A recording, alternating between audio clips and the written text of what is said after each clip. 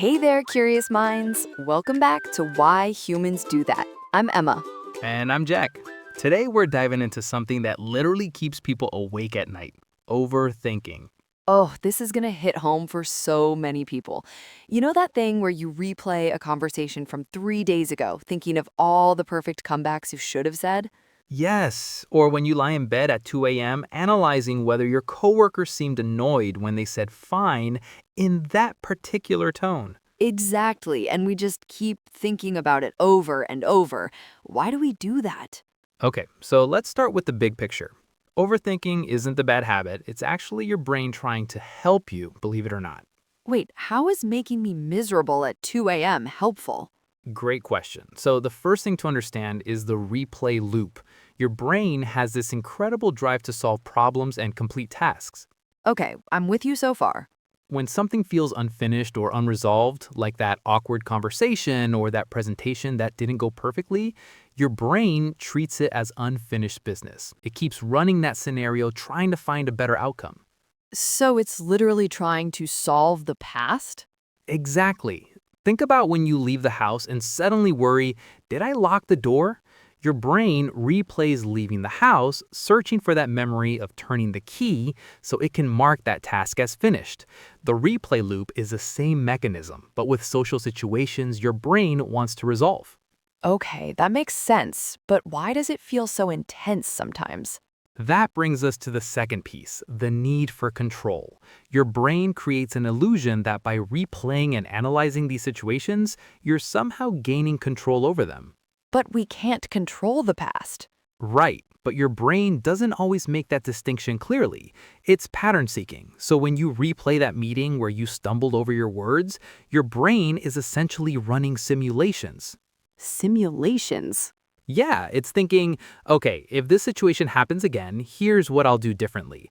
The problem is it keeps running these simulations even when the situation is completely over and done with. That's fascinating and frustrating at the same time. So my brain thinks it's being productive when it's actually just making me anxious?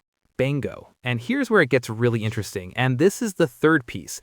Your brain doesn't clearly separate real experiences from imagined ones.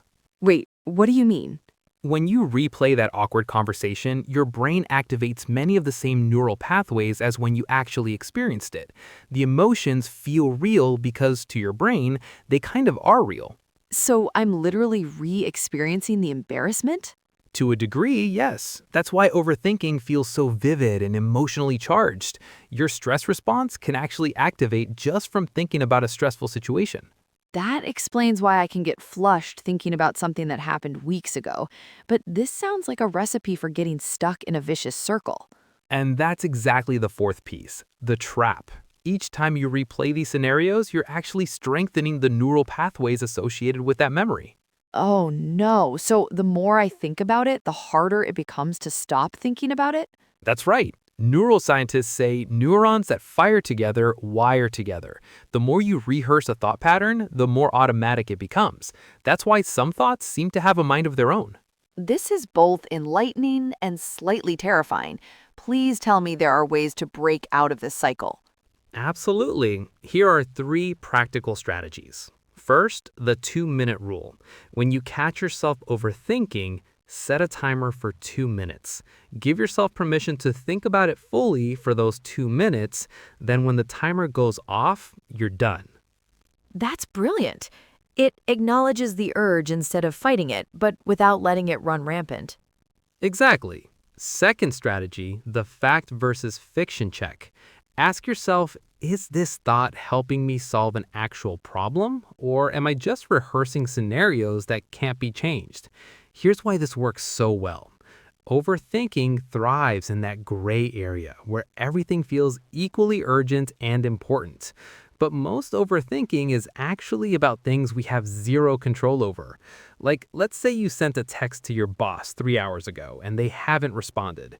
Your brain might start spiraling. Did I say something wrong? Are they mad at me? Should I send another text?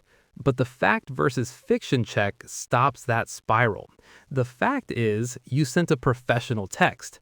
The fiction is all the stories your brain is creating about why they haven't responded. Maybe they're in meetings, maybe they're busy. Maybe they just haven't seen it yet. This technique helps you recognize when you're problem solving versus when you're just creating anxiety out of thin air. That's a good reality check.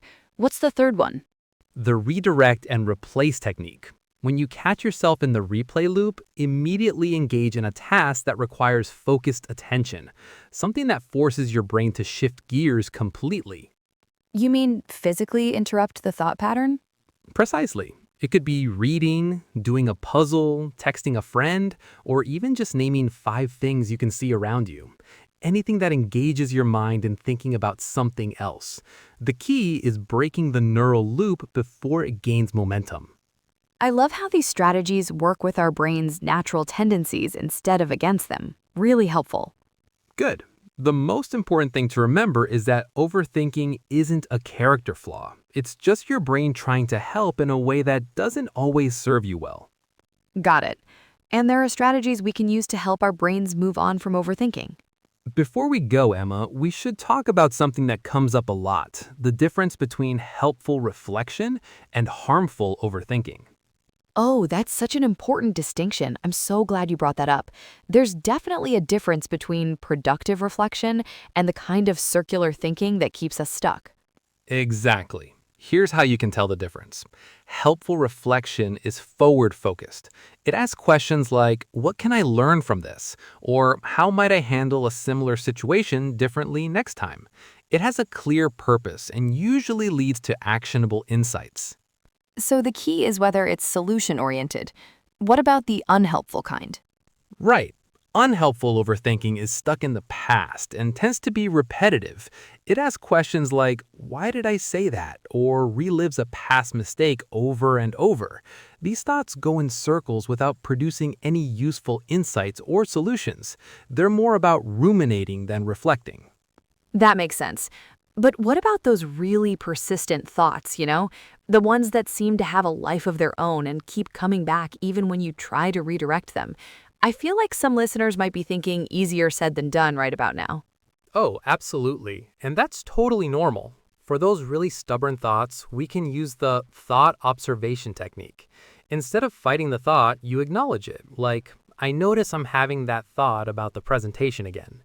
You're not engaging with it or trying to solve it, just observing it like a cloud passing by. Here's why this works. When you engage with a thought, you're essentially feeding it energy. Your brain thinks, this must be important, keep working on this. But when you simply observe without judgment, something fascinating happens. Your prefrontal cortex, that's your rational brain, becomes more active, while your amygdala, your emotional alarm system, calms down. You shift from being trapped inside the thought to observing it from the outside. This creates what scientists call metacognitive awareness. You become aware that you're thinking rather than being completely absorbed by the thought. The thought loses its grip because you're not giving it fuel to spiral. I love that approach. It takes away so much of the power struggle. Exactly. Emma, before we close out, I just want to leave everyone with this thought. Your brain overthinks because it cares about you. It's trying to keep you safe and help you succeed.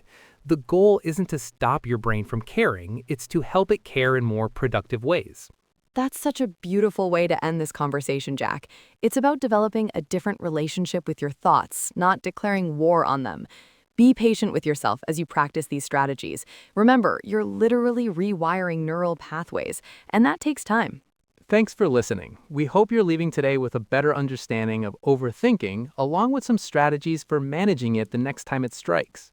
And we're genuinely curious. Drop a comment and let us know. What do you find yourself overthinking the most? Is it work situations, social interactions, or something completely different? Or if you've discovered any techniques that work for you, we'd love to hear about those too.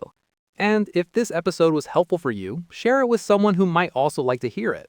Overthinking is something so many of us navigate every day, so let's help each other find a little more headspace.